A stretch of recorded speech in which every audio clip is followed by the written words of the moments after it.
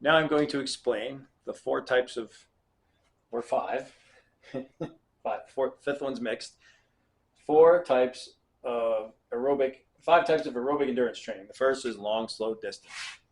LSD. Running slow. Approximately 70% of VO2 max or 80% of max heart rate. Slow means slower than race pace because this is all oriented towards a specific sport, event, competition, a race, etc., which is going to have a certain pace associated with it for which that you will shoot for to try to win. The duration should be at least as long as 30 minutes to 2 hours. And you shouldn't fail the talk test. So that's what distinguishes this from some other. You know you're in this zone when you can talk and do the activity at the same time. It doesn't mean walking. That means you're running or whatever, other swimming, cycling, but you're moving, but you're not going so fast that you can't talk, that you can still breathe and talk.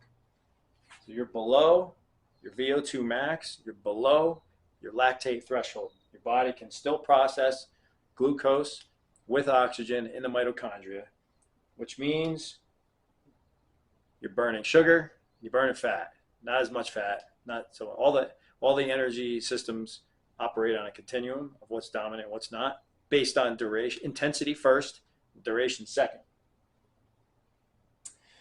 You can improve the lactate threshold intensity by enhancing the body's ability to clear lactate, which is the purpose of training.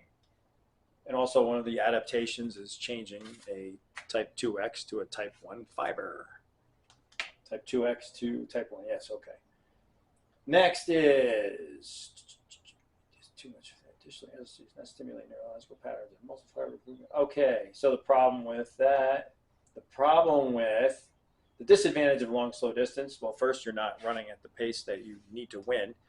So if you're always running at this slow pace and you never run at another pace, specific adaptations to impose demand, you're always going to run slow.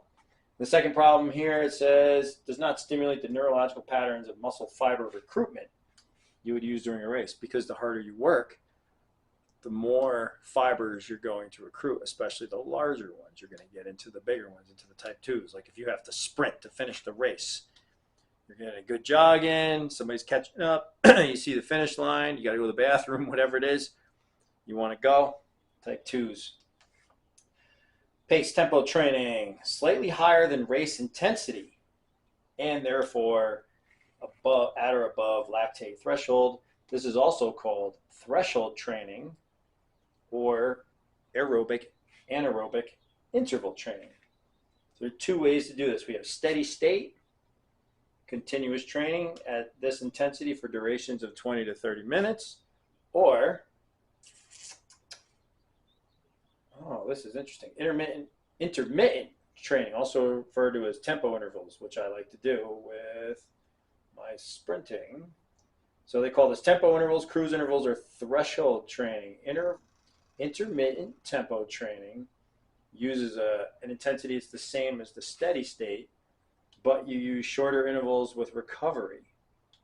Oh, that's interesting. So you can recover, you don't overstress yourself, which is good, and you avoid exercising at a high intensity than is prescribed.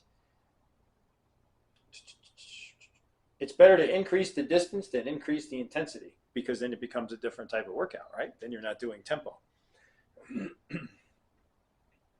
Develop a sense of race pace and enhance your body's ability to sustain that pace. The point is to be able to do more work in that shorter period of time, right? So this is an aerobics. So consider long distance running or swimming. You've got this way of training, so you're moving over a longer period of time, slower. So you're getting used to long distances and long periods of time, which mentally and physically can be quite taxing if you're not used to doing that, but you're getting yourself used to that duration. And then we have the other method of training, the intensity. You're going faster. It might be for shorter distances, but you're training yourself to be able to sustain that level of work longer and longer. And you can use two different ways to do the second one by doing an intermittent or continuous. The third method is interval training.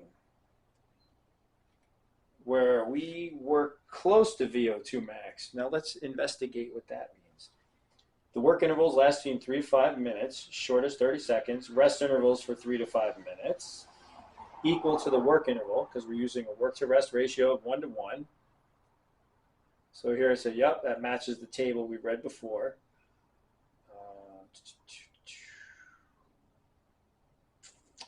Work to rest ratio. So long, slow distance doesn't have recovery, because who's going to run 30 to 120 minutes twice in a day? I suppose that's the assumption. But that would be 1 to 1. I'm going to go 1 to 1 to 1 to 3. Work to rest. So that means if you run 120 minutes, you got to rest for at least 120 minutes, right? So you run for 2 hours in the morning and then cycle for 2 hours in the afternoon. I don't know. I'm not quite sure how that would work. This says 70% of VO2 max, which was 80% of max heart rate, which is way above this new popular zone 2 thing. But zone 2 is 60 to 70%. So 60 to 70%, that's long, slow distance for sure. Anyway, pace tempo, you can build the recovery in, or you can do it later. This doesn't address multiple bouts like that. This being the NSCA textbook. Okay, let's go back to this. So we were talking about interval training, 30 seconds up to 5 minutes. Rest interval, 3 to 5 minutes between your rounds, because it's a work to rest ratio of 1 to 1. Now it says we're close to VO2 max. Interval training permits the athlete to train at intensities close to VO2 max for a greater amount of time will be possible in a single exercise session at continuous high intensity, because we're doing intervals. You're working hard and then you're taking a break. You're working hard, taking a break over and over. Except the recoveries aren't complete recoveries, are they? The type of training should not be performed until a firm base of aerobic endurance has been attained. All right, interval training is stressful. Increases your VO2 max and enhances your anaerobic metabolism. Okay, next, high intensity interval. So we've started at, this is our lactate threshold. Now we'll call this our VO2 max. Are they supposed to be the same? Now I can't remember. There's so much of this stuff to keep in my head.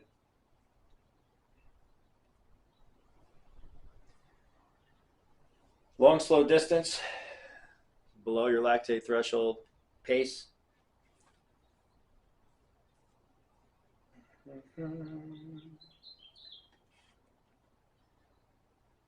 Close to the VO2 at the lactate threshold or slightly above race pace. That's your pace. So you go long, slow distance, and then your tempo, and then your interval, which is still around here, and then your high intensity, which is greater than VO2 max. And these are repeated bouts of work interspersed with. So here they use the example of less than 45 seconds to 2 to 4 minutes. You're spending several minutes above 90% of the VO2 max, far above your lactate threshold. The point being to increase the energy contribution from anaerobic glycolysis and increase blood lactate. So you're going to be able to clear your blood lactate levels better by performing like this. So you do Tabata intervals, and that gets that will improve your anaerobic and your aerobic metabolism, it sounds like. Additionally, HIIT training may be beneficial for improving running speed and economy. Okay.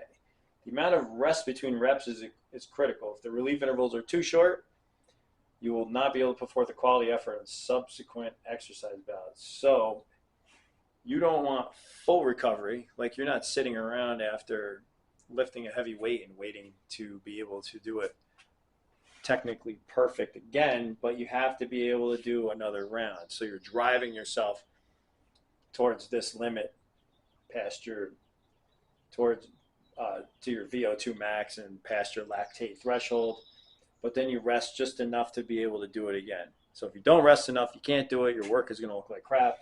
You're not going to get the workout. If the rest period is too long, many of the benefits experienced from challenging the anaerobic glycolytic energy system will likely diminish. An example of an appropriate work to rest interval for long interval HIIT training, work to rest ratio for long interval is 2 to 3 minutes at or above 90% VO2 max with relief bouts of less than or equal to 2 minutes.